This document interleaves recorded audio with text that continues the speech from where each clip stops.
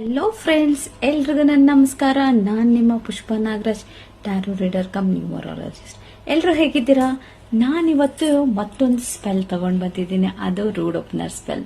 ನೀವು ನೋಡ್ಬೋದು, ಇದರಲ್ಲಿ ನಾನು ಕೀ ತರ ಇರುವಂತ ಒಂದು ಕ್ಯಾಂಡಲ್ನ ಯೂಸ್ ಮಾಡಿದ್ದೀನಿ. ಇದು ನೀವು ಕೀ ಕ್ಯಾಂಡಲ್ನ ಯೂಸ್ ಮಾಡ್ಕೋಬಹುದು, ಅಥವಾ ನಿಮ್ಮ ಹತ್ರ ಅಕಸ್ಮಾತ್ red, orange and green candle ಇದ್ರೆ ಅದನ್ನ ಕೂಡ ನೀವು ಇದರಲ್ಲಿ ಯೂಸ್ ಮಾಡ್ಕೋಬಹುದು.